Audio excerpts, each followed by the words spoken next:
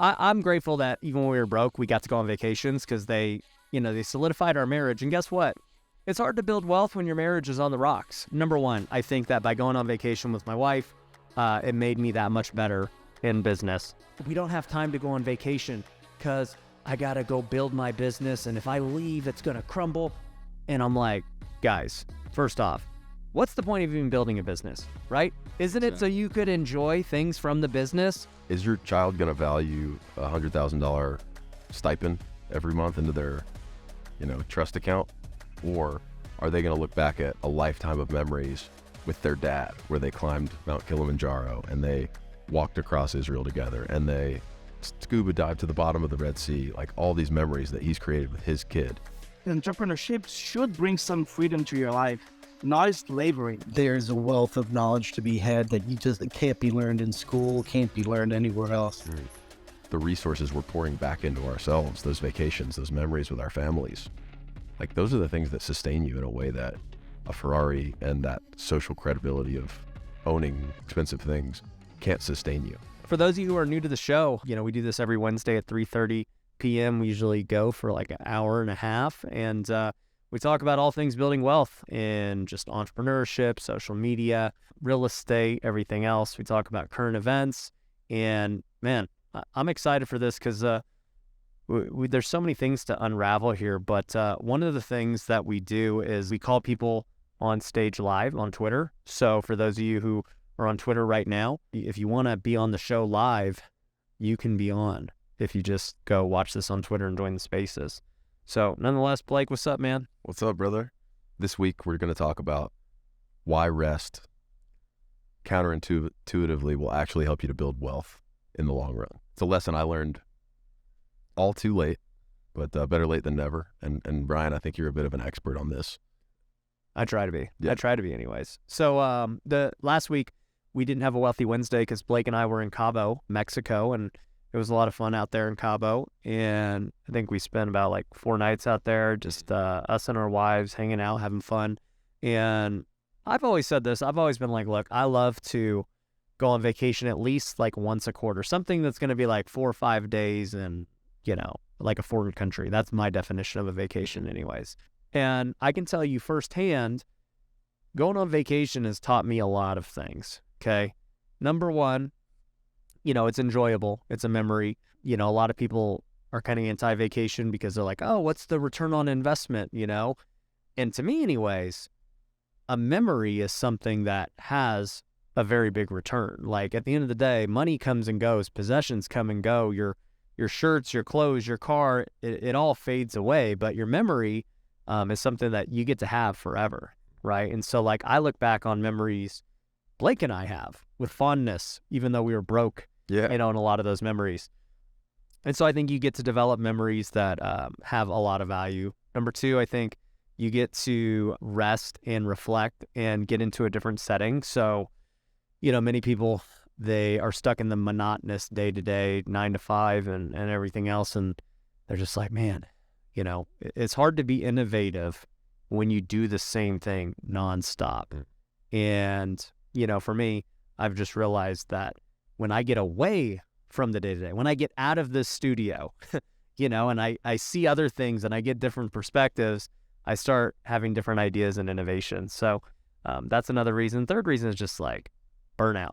So many people, like if you've got nothing to strive for, like, man, dude, I'm like really looking forward to this vacation. It gives you something to like take a mental breather, regroup, and then go back at it. So we're going to talk about a lot of things that I think vacation does, and like budgeting and like what's appropriate, because you don't have to spend crazy money. You don't have to go to Cabo and all this stuff to get the same kind of impact in your life and your business and for what a lot of you are here for building wealth.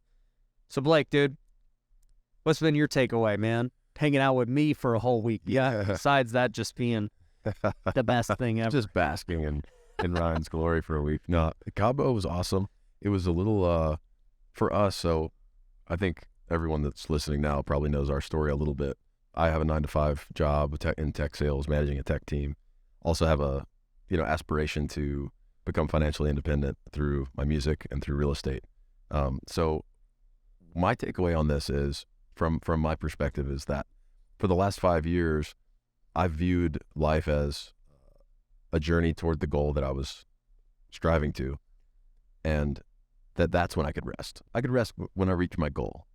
And there's a huge importance to having big picture mindset. You need to have your big picture goal, but you can't hold your body and your mind and your spirit hostage to that goal. So that's what I learned in Cabo. I'm like, man, we didn't do a honeymoon after our wedding.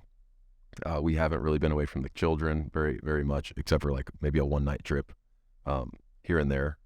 So, and I think we talked about this. When I go on vacation, for me, and I leave the family, I go and do these things that are outrageously adventurous, and I come back feeling like ground to a pulp, Yeah, you went sailing for like whatever, you go hike some mountains or some crazy. Yes. And they're memories, to your point. They're memories, and Right. they're great. But there's a cost to those if you don't rest ever. And so that was my biggest takeaway, man, is that once I found myself, so this was an all-inclusive resort, really nice place in Cabo called Grand Velas Resort in Cabo. It was awesome. And I just found myself out there for the first time in 5 or 6 years, looking around and realizing like, wow, I haven't taken a breath to rest in 5 or 6 years. And sometimes as fathers or as, just entrepreneurs, you can drive yourself and hold yourself hostage to your goals. But through that rest, man, I had in our conversation, so many fruitful ideas about what the future holds and what steps to take toward that future that I never would have been able to see through the lens of a grind, worn down, 9-to-5, sacrifice, martyr kind of mindset. So yeah, man, it was huge for me, man. And I'm grateful for you for just spurring us. I guess our wives planned it. So I'm more grateful to our wives, but super timely for me in my life. And that's why I think today when you ask me what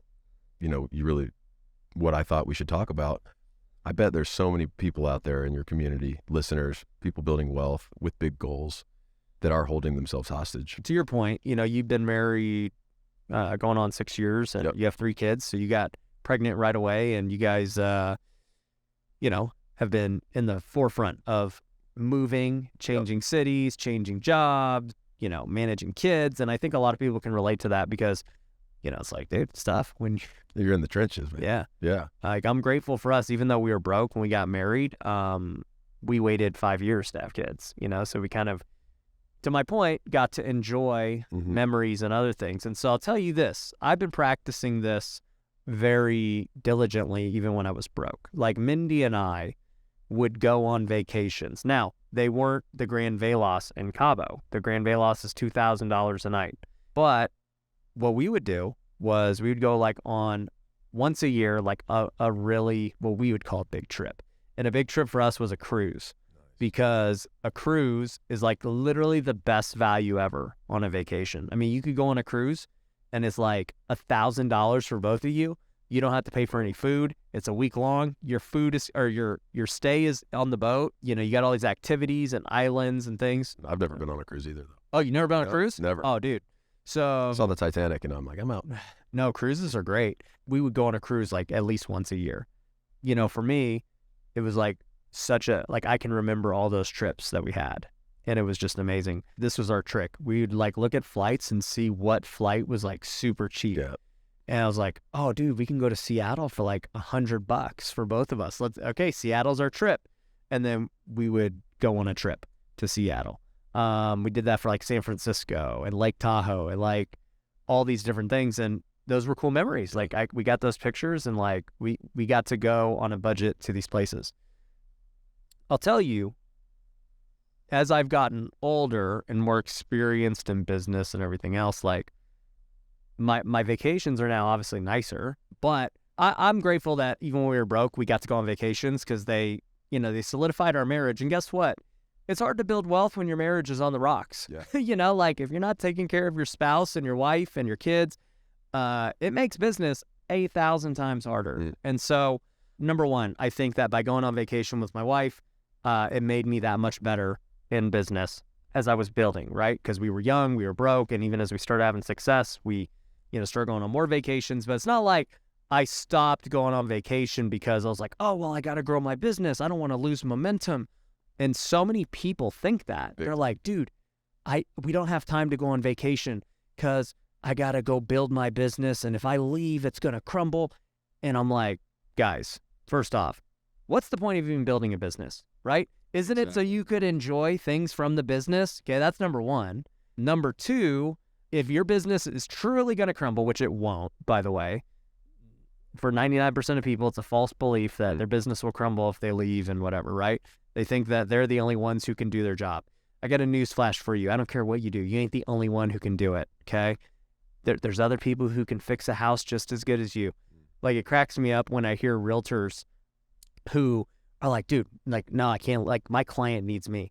I'm like, really? Your client could go look at the house on Zillow. Like, you ain't nothing special showing this house, all right? Like, they can go see the house with somebody else. It's not that big of a deal, right? So, yeah, I think it's a false belief of why people think they can't leave their business and everything else and go on vacation. But anyways, so now when I go on vacation, my team will tell you I literally come back with something crazy every time because I'm just like reflecting and innovating and all these cool things are happening. And no matter what ideas you have out there, sometimes you will get hit with the idea, the next step. You get clarity. Even if you don't have a huge innovation on the trip, you come back with a reinvigorated energy. And I know that. So there's two prongs to it. There's one where, you know, you're anticipating the vacation, so you have something to look forward to. And that pushes you through some of the hard moments of your day-to-day life, the grind that we're all in. Even if you take care of yourself, there's grind to what we all do. Gives you something to look forward to. That motivates. Then while you're there, my feeling at least was, man, if I lost it all tomorrow, if I lost everything that I've worked to build up for my family's security and for our future tomorrow, I would so heavily regret the fact that we hadn't gone and made more memories together, more vacations. Yep. And if I lost it all tomorrow, I would be fine with it if we had a ton of memories that we had, even if we had spent all of our wealth on those memories. At the end of the day, that's much more valuable to me. There's a really good book. It's called Die with Zero. Die with Zero basically talks about how, like, you should literally die with no money. And it's interesting, right? Because everybody wants to die with this massive nest egg that you want to pass down. And he makes an argument about the benefits of not doing that. And so, like, his argument is basically this. If you wait all this time to actually enjoy the fruits of your labor, by the time you're old, you end up like in worse physical shape, right? Yep. You can't do the things that you would have did in your youth. You can't do so many other things that you want to do, like that would have happened back then. Also, too, you have less time to actually treasure the memory. So think about it. If you have a memory that you have when you're, say, 21 years old, right? You get to have that memory the rest of your life, you know, once you've made it, right? I remember the day that, you know, I got drafted to play baseball. That's a memory I've had for a long time, right? But if I don't develop a memory until, you know, when I'm 60 years old, like, that's only a couple more years versus like having that memory for the next 50 years. Absolutely. Right? So you get, like, basically to enjoy the memory way longer. Also, too, he talks about how kids end up being way worse if you just leave them with a bunch of money, which is true. This is something I've thought about a lot, was like, man, how do I handle kids with this? Because you go leave kids like millions and millions of dollars, it's like, man, they don't have to work. They don't have to build their own memories of, like, struggling and learning and all these things. So how do you... crippling. Yeah. So how do you, like, make a kid develop the perseverance that I've had to develop? So, yeah, like, he makes the good point of, like, you should try and die with zero. And, you know, and the point he makes, too, about money with kids is that it's not like you have to, like, go spend all your money. It's like you should give your kids the money while you're alive. Yes. Because if you're going to give them money, at least be able to see them enjoy the money. Not like you die and then they get their inheritance and you have no idea, you're dead. Right. You have no idea what they did with it. So if you give it to them before you die, then you get to like actually enjoy them enjoying it. 100%. And by give it to them, you know, because the first place my mind goes is there's going to be some tax guys out there and some estate planners out there that are going to say, no, if you give it to them while you're alive, you'll have to pay a gift tax and XYZ. But I think there's like an $11 million threshold for that. So you can give your kids up to $11 million tax free while you're alive. And I think it's more than that. Fact check me on that, everybody. But one thing that made me think of is last night we went to the Jordan Feliz concert. And we got to hang out with Jordan after the concert. Shout out to Jordan Feliz. They put on an awesome show last night out here in Vegas. And I've mentioned Bill Creasy to him, Dr. Bill Creasy. For anyone out there, Dr. Bill Creasy is a professor of literature at, I think, LSU. And he's got a Bible study lecture that he does. And as a new father 3 or 4 years ago, I really leaned on this idea to find direction with what I wanted for my kids. I've got 3 sons. And to your point, Ryan, when you're a new dad, it's like, okay, I got to build up a castle for these kids to leave them a fortune. But what Bill advised was, he said, first of all, look, as a professor, I've seen hundreds of trust fund students come through this school, and not one of them have had a positive outcome with not having to work. And so it wasn't that some dads take that and they go the opposite direction. I'm not going to give my kid anything. I'm going to make them hard-nosed. They're going to earn their way. I've got some friends like that. And yeah, you can build good people that way. But there's always going to be a lack of connection to your children if that's your mindset. So what Bill Creasy says is he prioritizes, number one, their education. So spending money while you're alive on your children's education is everything. And number two, memories. So to your point about making memories, going on vacation, is your child going to value a $100,000 stipend every month into their, trust account? Or are they going to look back at a lifetime of memories with their dad where they climbed Mount Kilimanjaro and they walked across Israel together and they scuba dived to the bottom of the Red Sea, like all these memories that he's created with his kid? That really hit home for me because, like you said, we all have a tendency to put rest off with the idea that we're going to get to our goal first. And I think making the memories should be the goal. Like that's what that trip to Cabo changed in me. It changed my goal from, okay, build up a castle of security for my family, to, well, one, rededicate to my purpose and serving others. But two, part of that serving others is making memories with my family. Nobody's going to take the initiative if you don't. You're the head of the household as the father. And, if you don't take the initiative to create a culture in your family, or if you're a business owner out there, I know not everybody out there has families, create a culture for your employees. Even if you have one employee, if you're that guy that doesn't take a vacation ever, and I know a few of these grinders out there, your employees are going to see that and never be able to live up to that level of sacrifice, really, and the grind. So you can set a positive culture for your family and for your company, for your employees, for all the people that love you, by taking that intention and taking that initiative to rest, create memories with your family, and invest in your children while you're alive. So I'm on board with that 100%. Yeah. I was going to say real quick, my 5-year wedding anniversary is coming up in November. Nice. And we went to Bali actually before our wedding. So we did like a pre-wedding moon, whatever you call that. And it's funny, today I was literally thinking like, I want to do something special for my wife for our 5-year anniversary. And I've been looking at like vacations to go on for like a week in November for our 5-year anniversary with our 2 kids. And it's just funny because I had no idea that this was the topic tonight. And it's just as crazy how, like, when you think about how things all align together, like I'm sitting here looking at vacations, and next thing you know, Wealthy Wednesday starts, and Ryan's like, let's talk about vacations and how important they are. And I'm like, it's amazing. I love it. I love Confirmation, brother. It is.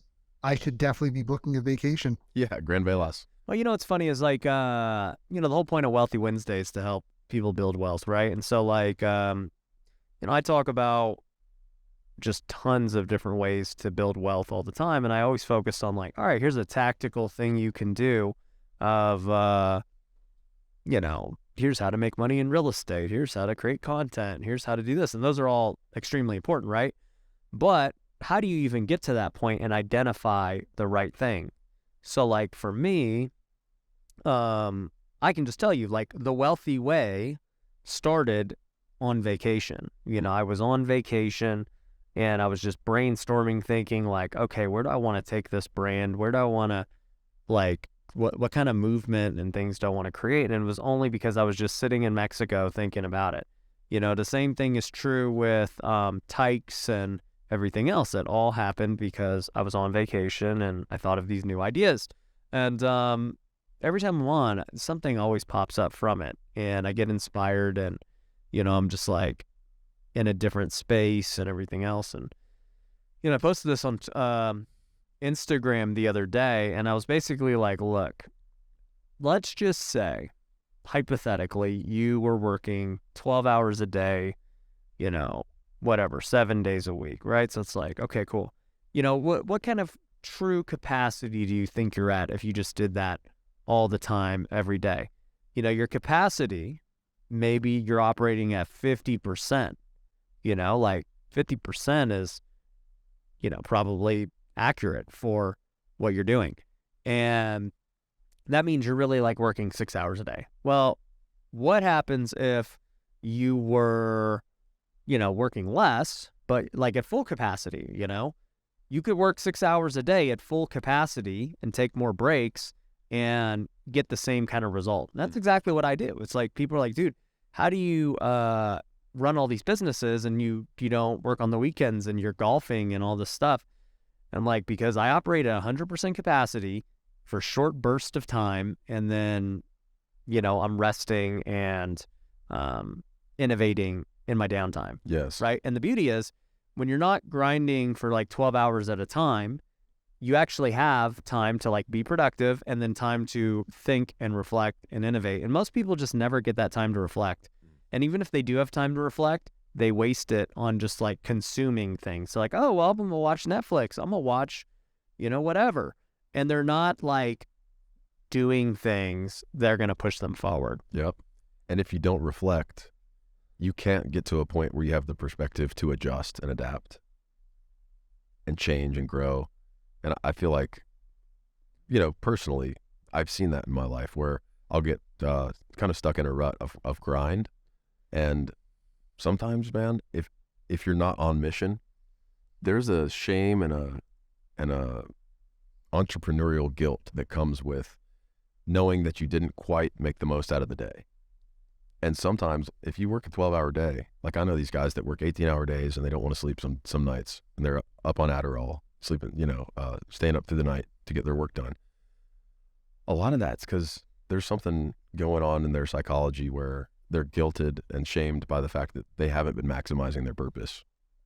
So instead they'll numb that shame and that guilt with, basically the addiction to work. So I think, if I could say anything, I would encourage everyone to do that reflective work and see, why.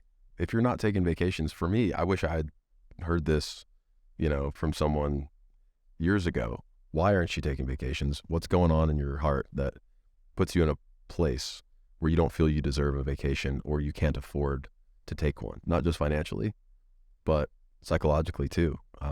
Some people can't handle life away from their business. Yeah. So my guy Justin was saying in the YouTube comments, caffeine naps are great midday rest, resets. I swear by them. You drink an 8-ounce coffee, set a timer for 30 minutes, rest.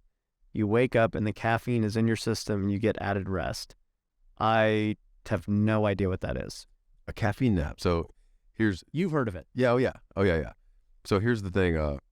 Good call, Justin, on that, because we've been pretty macro with talking about big vacations, but you're right, man. There's little graces you can give yourself throughout each day, like a caffeine nap. But the science behind the caffeine nap is you drink the caffeine. It takes about 15 minutes to kick in. Uh-huh. So instead of waking up groggy from your midday nap, like a lot of people do, you wake up buzzing on caffeine and hits your next task after a 15-minute cat nap. So it's a way to get that 15-minute reset of sleep and wake up without the fog of, I don't know about you, but if I take a nap during the day, I wake up kind of sweaty and foggy, and I need to snap out of it. So I haven't tried a caffeine nap, but I've done a couple guys that did that. I've done it before, like in the afternoon, randomly, because I drink a coffee, and then I'm just like, and it's always on a weekend. I'm like, all Yep. right. I don't take naps during the weekdays. I'm at the office, but yeah, I've done that before on accident. It always cracks me up when I see people drink caffeine post dinner, and they're not going out. Like I get it if you're gonna go out, and you're like, all right, I need to get ready to go out. Watch the I'm about to. Friday night we're going to a show, and I can guarantee you I'm gonna have a coffee after dinner. Yeah. Oh yeah. So I could stay up for the show. But But remember what I said in Mexico about coffee? When I was like, man, I don't even like to drink coffee when I'm back home. Because when I'm home, I wake up, I work out, I have a strict morning routine, and then I get to work. And if I have caffeine, I'm just jittery. right. But on vacation, because it was literally the first real rest I had taken in 5 or 6 years, I was drinking coffees with dinner and not getting jittery, not feeling jittery, because my mind was in a whole different place. It was in a lot more reflective, restful, out of survival mode kind of state. And our waiter, do you remember our waiter's name? I don't remember, but he was a fan. Yeah, he was a fan. Ryan gave our waiter they have a 2-star Michelin chef that has a great experience at Grand Velas. And our waiter was just top notch, 19-year-old kid. Ryan goes, hey bud, what are your goals like outside of this? Because he was a sharp waiter. He's real sharp. I could see a little entrepreneur when I notice him. Yeah, Ryan sniffed him out. And he says, yeah, rentals. I want to get into rentals and start to build a portfolio. And we're like, this kid's 19 and he happens to be serving, Ryan Pineda. And anyway, so Ryan gave him a scholarship, we'll call it a scholarship. And anyways, he's the guy that told us that coffee is a nighttime drink for a lot of folks in a lot of cultures. Yeah. That actually reminds me, last week we did a bunch of giveaways. I'm definitely going to be giving away some Thai coin today. So, for those of you who don't know, we got the Tykes NFT project, and those who have our OG Tykes get Thai coin distributed to them when they stake, and you can use it on the marketplace to buy tickets to WealthCon, which, by the way, wealthcon.org, if you're not going to be in Hollywood, April 4th to the 6th, I don't know what you're doing. Yeah. You need to be there. Make it a vacation. Yeah. Make it a vacation. A couple days early. Guys, my boy Blake is Boom. just, you guys want to knock 2 birds out with 1 stone?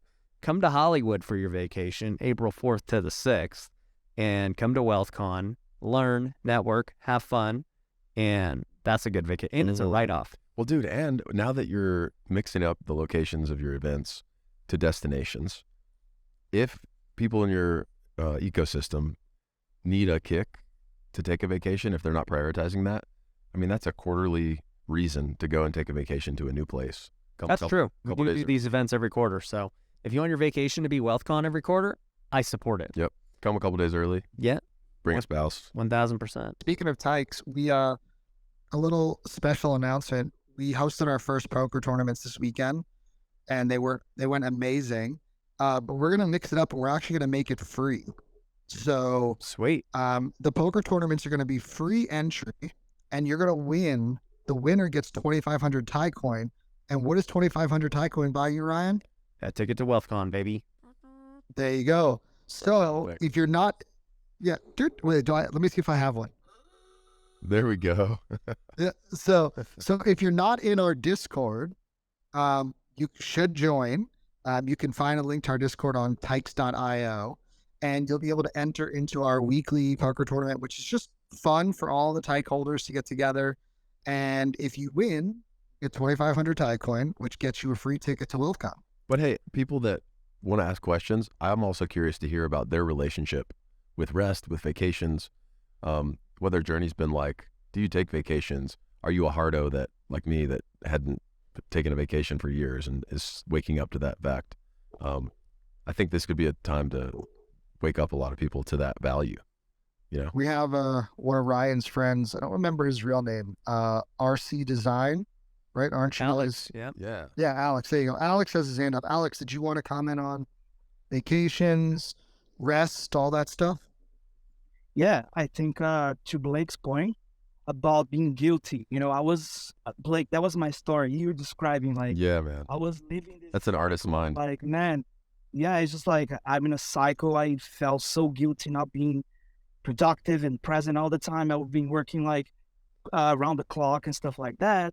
It gave me some financial results, but the thing is, my daughter, at one point, she was 3 years old and she was asking me if she could visit me at my place because she thought that I was not living at home with her anymore. So to that point, I was like, Wow. my goodness. And then, but one thing is like about vacation is sometimes you cannot take vacation, but you can rest. And I think just like that, it came to me as an entrepreneur. And then I was able to shift from that mindset and start working from home sometimes and taking my kids to work sometimes, just like kind of like bring that flexibility Yes. and that freedom that entrepreneurship should bring some freedom to your life, not slavery. I was living that exactly what you're describing, Blake. So yeah. Yeah. Yeah, man. Mark said, if I'm an employee of yours, how much vacation time do I get? Good question. I honestly don't even know what the policy is. I honestly have no idea. I'm like, people go. Well, you set a culture of, when you're feeling a vacation, take a purposeful vacation. To Alex's point, which Alex, I commend you for responding to your daughter in that way over time and just resetting the culture of your family. That's huge, man. That's powerful. That's why we do this. That's what the Wealthy Way is all about. And Hey guys, how's it going? hey, Steve. Hey, so let me tell you what, real estate is a newfound passion of mine, but vacationing is something I've been doing all my life and I'm an expert in. Yeah, baby. That's good to hear. So just a quick thing. I grew up internationally. My dad was a very successful businessman. So no matter where we lived in the world, mostly in Asia and Central and South America, we always took time to go and see places and do things. Mm. And let me tell you, if I can give my children the upbringing that I was given just based on the travel and based on the experiences, there's a wealth of knowledge to be had that it can't be learned in school, can't be learned anywhere else. Mm. Take those vacations, guys.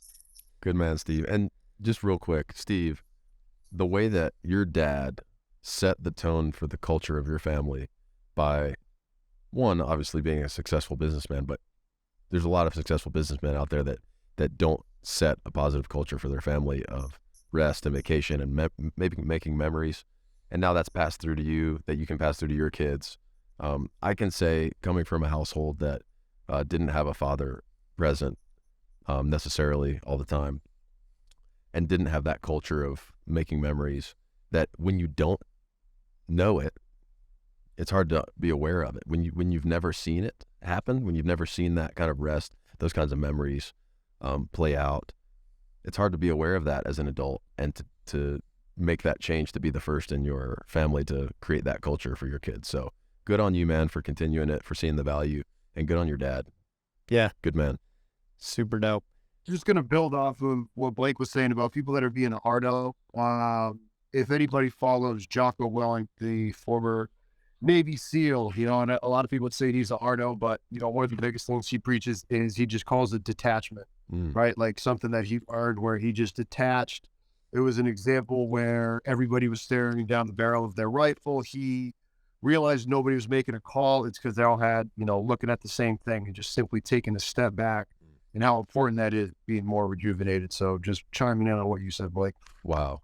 What a cool metaphor. So his metaphor was that everyone's looking through the scope of their rifle with that limited perspective because they're locked in, and no one could make the call because from that perspective, you didn't have the information you needed to make a good, intelligent call. So by stepping back, that's such a good metaphor for how it felt in Cabo to step back and go on vacation, take a new perspective. That's awesome, man. I think there's a lot that goes into it, not just like on the vacation is like the big level of it, of like, yeah, you should just kind of go on like a big vacation. You should go on kind of like micro breaks of rest during the week, right? So like I was saying this the other day, like Sunday is a great day of rest. I mean, God called us to observe the Sabbath, but even if you're not religious, just thinking about taking a day off from working is very important. It's not that, it's weak or soft. It's that, by taking a day of rest, you're going to be refreshed for the next 6 days of the week, and you're going to, have time to reflect and everything else.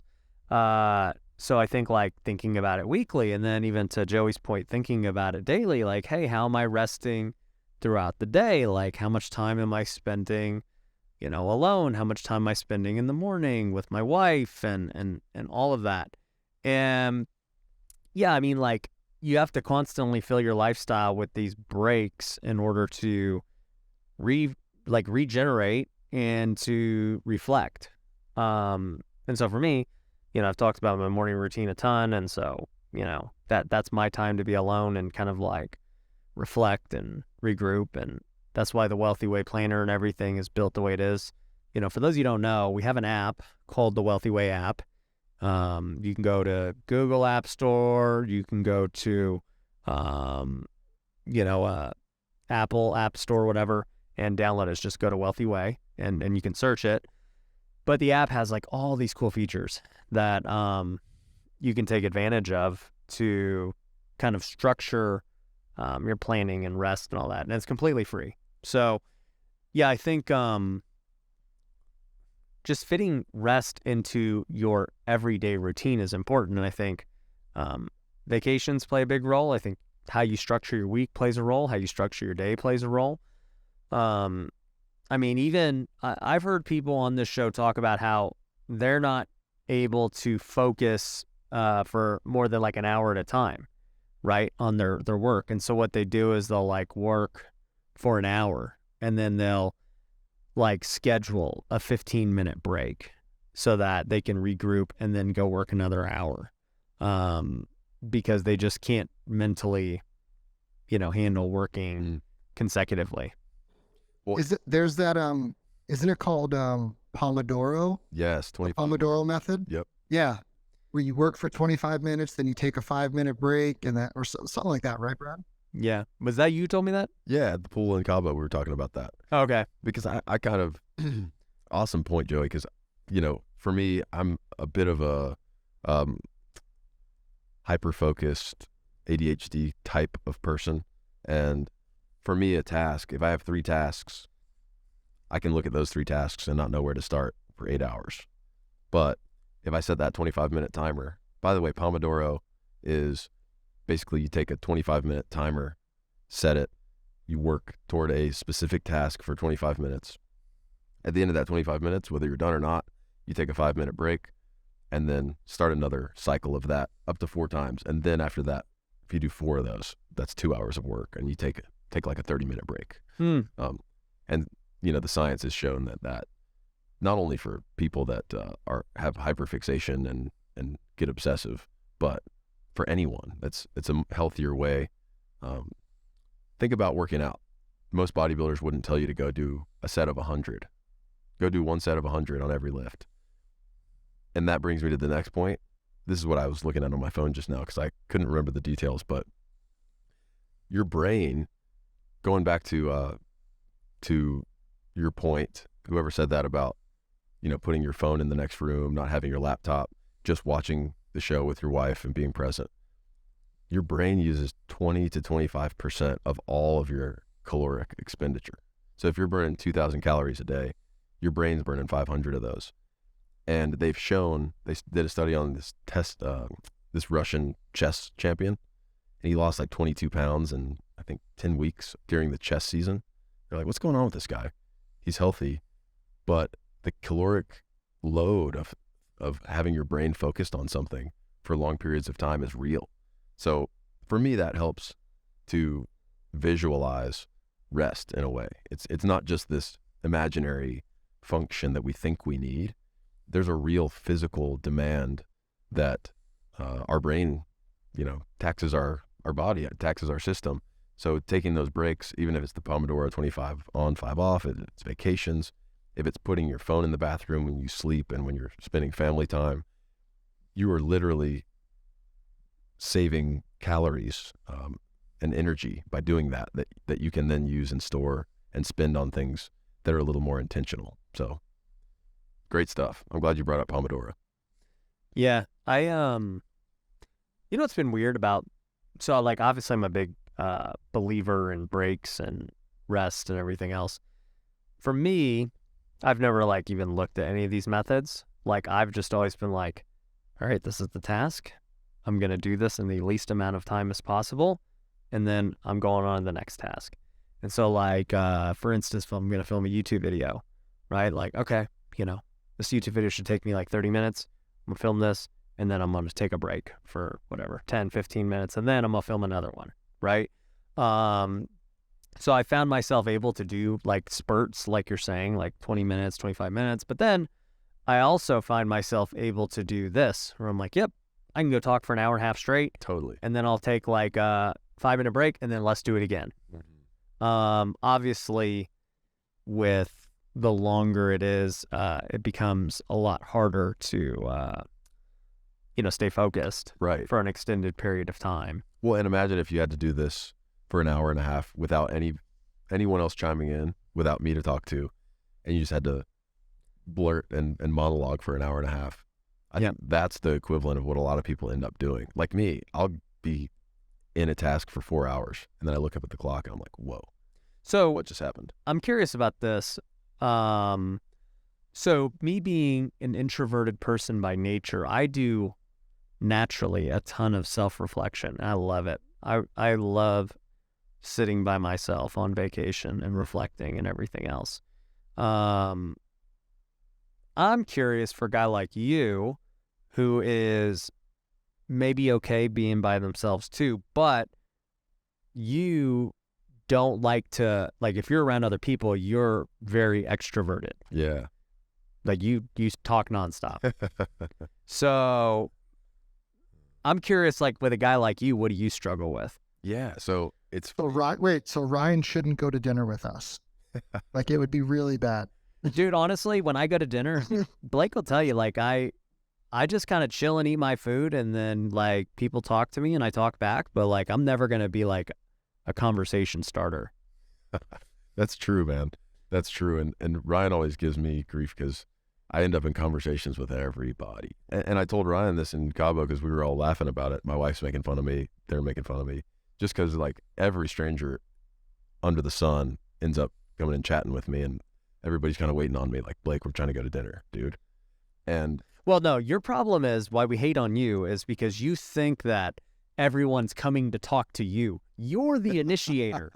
Like, bro, like there's a common theme here. You're not like this guy that just people want to talk to and like, dude, that guy looks like I should go talk to him. I'm going to go, I know nothing about this guy. Let me talk. You're the one who talks to everyone. well, and this is it. So I wouldn't say I go and talk to everyone, but I'm inviting. And this is what it boils. I'm inviting. I am. This is what it boiled down to. And it goes deep. He has a welcoming face. Yeah, well, and it goes deeper. So, Ryan, you say you're an introvert, right? Yep. You really, really value the recharge of being alone, and you need that recharge to then go out into the world and give your energy to other people, right? Yep. I am the exact same way. I'm an introvert completely by nature. And I don't believe that, but well, so here's the mechanism that makes me look like an extrovert, I think, is that, there's this like weird, deep pull for me, no matter who I'm around, like to make everybody feel seen. So, and it's not because I'm special. It's because I think I value, that more than anything else, like more than my time. I'm like, I'd rather this person feel engaged and seen and recognized in this moment, even if I have to sacrifice a little conversation. But I will say that's all in the same spirit of not resting and grinding. Because if I prioritized my needs a little more, I would get in way fewer conversations. So, what may look like being an extrovert, I think is just a lack of respect for my own need for rest sometimes. you just feel like, oh, well, I'm not doing anything. I might as well go talk to this guy. Yeah, right. Well, and there's a other part of me, the songwriter in me, the artist in me, is genuinely curious about everyone's story. Like that chef that cooked that incredible meal. I'm like, man, I want to hear this guy's life story. Whatever created this excellence needs to be understood better. So I do have a curiosity for people. But, you know, I would say I'm just a lot less disciplined about it by choice. So I'm like, look, I'm going to let this thing run, let people feel seen, have these random conversations. And, you know, a lot of songs have come from that. A lot of art has come from that kind of thing. But my wife is often a casualty of standing there pulling my shirt. Like, bro, what are you doing? Like, can we go see the kids? But dude, okay, so here's the underlying, the real punchline to all this though, is I think there's so many people out there that go years, if not months, without someone really taking a true interest in more than something, more than just like, how can this person help me? Or how can I help this person? Like, how can, you know, what can this do for my business? And so I love being able to dive into somebody's life and walk away with that value. Like, that's an experience for me. It's like watching a movie or reading a book.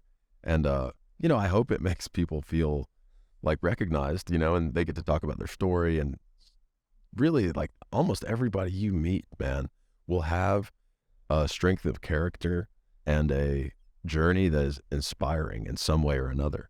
And, you know, for me, like, yeah, I laugh it off, like, haha, Blake's chatting it up. But it's so much more fulfilling for me than I can even explain. That's why I know you with it. Hey, because we're like, you already know me and my story. Why are we done? That's true. Because I'll be like, Blake, dude, I'm trying to focus on something else. And Blake's like, but, you know, blah, blah. And I'm like, expand your mind, Ryan. I'm like, bro, I don't, I'm about to see you for Wealthy Wednesday.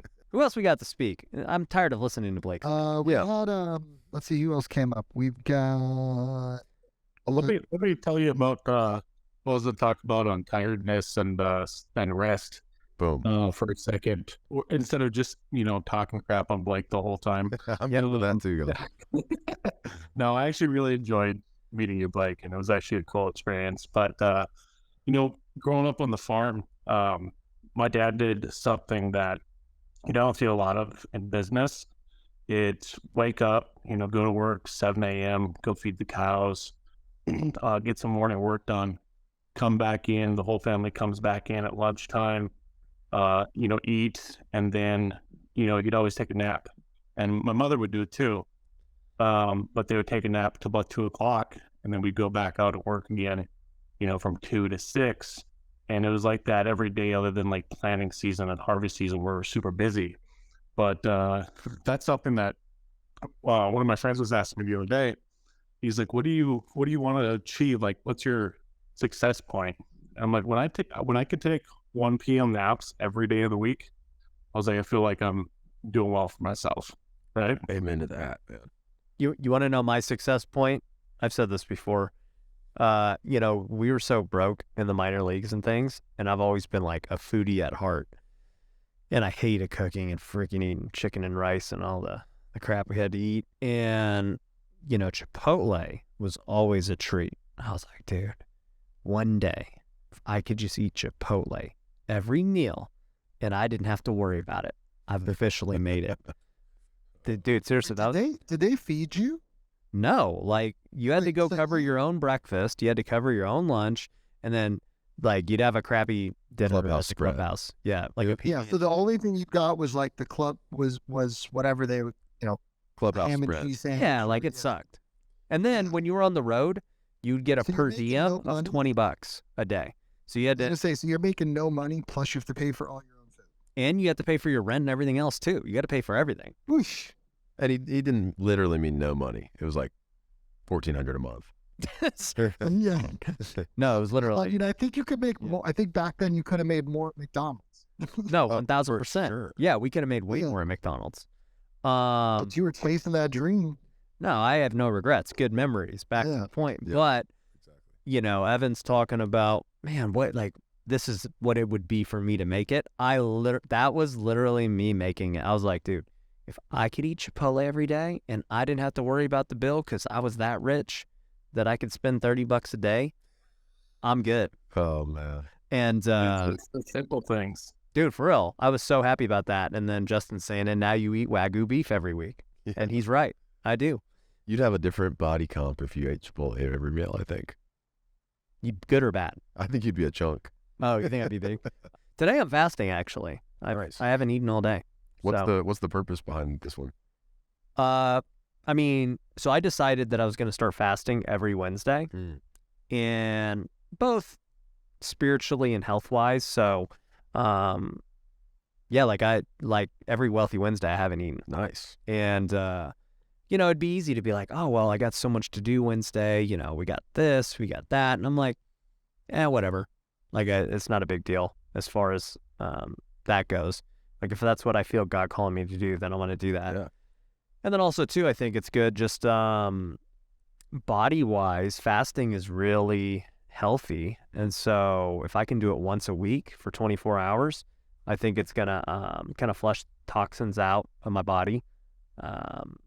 So I do that. I do it once a week now on Wednesdays, because Wednesdays is when I don't lift weights either. So it ends up working out good.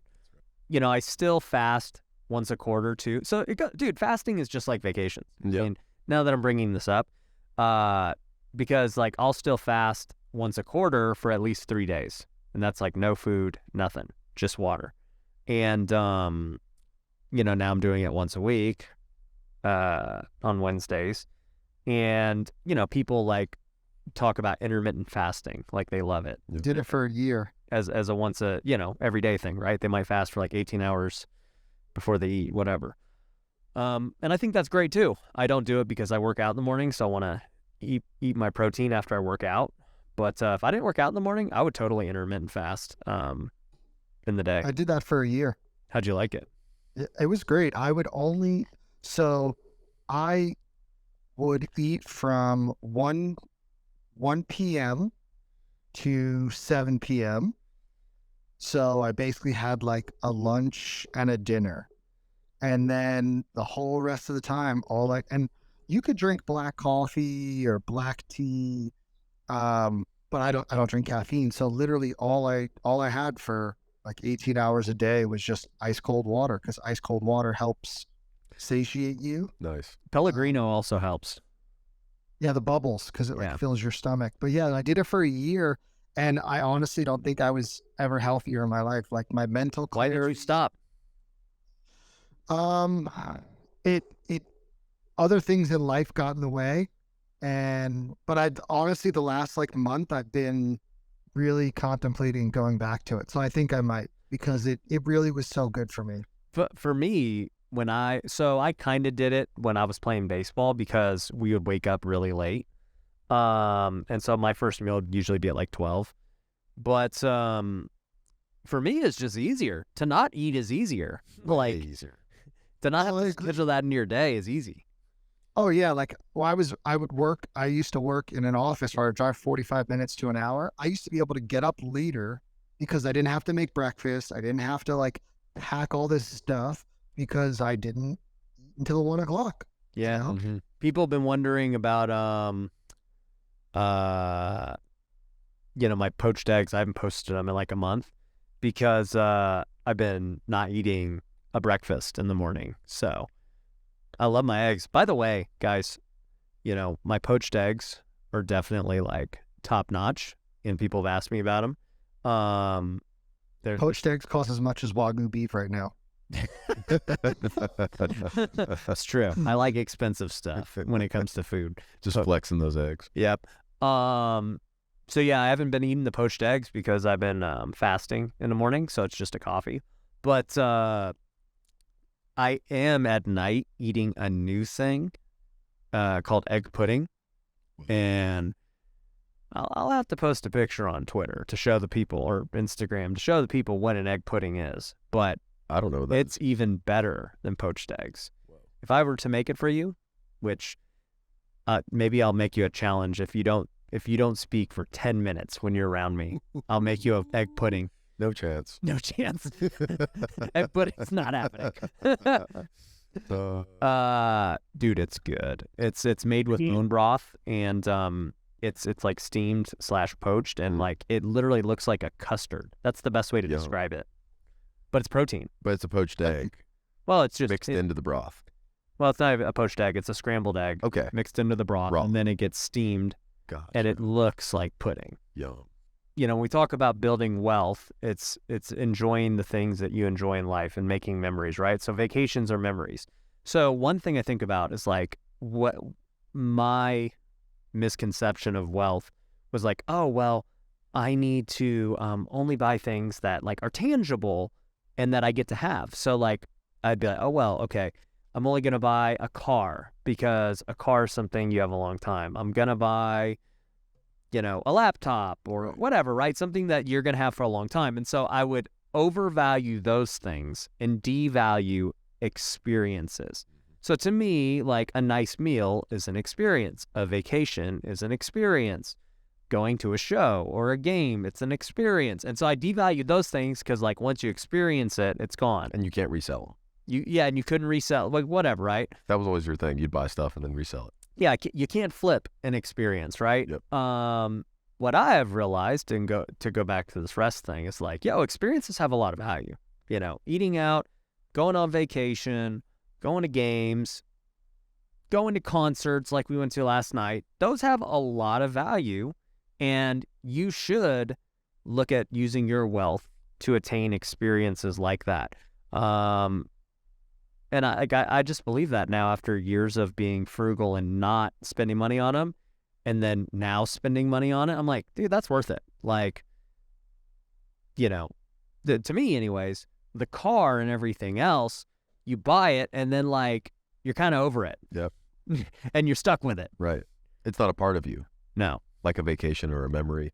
Yeah. What I just thought of too, and before we go past it, I do want to say, when it comes to fasting, Ryan's fasting Wednesdays, does a quarterly 3-day fast. I do a lot of that as well.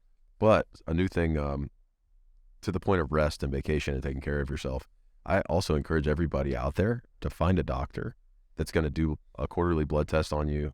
Concierge doctors are great for this, and let you know where you're deficient with vitamins, minerals, hormonally, because that has really opened up the fast for me. Like having the proper supplements so that I know I'm not deficient in nutrients has really allowed me to like start fasting with more purpose and not feeling so trash when I do fast. Yeah. But what I was going to say about what you walk away from a vacation with and from rest with, really, with these memories, you can't, like, a car is not a part of you. You walk away from having owned a Ferrari. That's not a part of you. It's not something you take to your grave. And it makes me think of like the minor leagues. And yeah, we didn't get paid very much, but we had millions of dollars worth of training poured into us with all the resources and all the just the logistics of getting us around the country all season. All of this energy was poured into us. And, you know, the equivalent of that for our lives is the resources we're pouring back into ourselves, those vacations, those memories with our families. Like, those are the things that sustain you in a way that a Ferrari and that social credibility of owning expensive things can't sustain you. You call it spiritual, you call it psychological, but spending time with your loved ones, making memories, proving to yourself that you're prioritizing yourself and your growth. That's everything, man. Yeah. I'll tell you guys this. I released a video a couple of days ago about my little Tesla Model Y I got. And, you know, it's funny because, like, I've been driving that car more than I've been driving my Porsche. Yeah. And, you know, it's like the Porsche's a $200,000 car. The Model Y is a $60,000 car. And I honestly feel no difference between them. I'm like, yeah, they're both, you know, whatever. They're cars. Yeah. Like, And the self-driving is pretty nice. it is pretty nice. Now, the Porsche is, you know, 1,000 times more fun to drive. You know, it's like, it definitely gives you a far better thrill, and you definitely feel cooler than driving. I do not feel cool driving the Model Y. But if your budget were different, we know it's not, but if your budget were different, would you rather have a Model Y and 4 awesome vacations with your family each year, or a Porsche? Oh, yeah. No vacations. Yeah, I would. Well, I'm going to have them all. But yeah, I would totally take a cheaper car and more experiences. 1,000%. It wouldn't even be close. Yep. Same thing with like houses and things, anything, right? Like I would rather spend more money on experiences and rest and vacations and live like a more lesser than lifestyle than, you know, trying to have a bigger house and a better car. Exactly. 100%. Exactly. But cool. It's 5:00. You guys know what that means. I'm out of here. This has been a lot of fun. I appreciate all of our speakers today, the staff and everyone for making Wealthy Wednesday possible. Pretty cool. We got it across all platforms. You know, it's going to continue to get better every week. We're going to bring in guests and everything else. So appreciate you guys, Blake. Appreciate you. Thanks, brother. Thanks everyone for tuning in. That was awesome. Go. Joey, thanks, man. We will catch you guys all next week. Go to WealthCon, wealthcon.org. We'll see you at the event.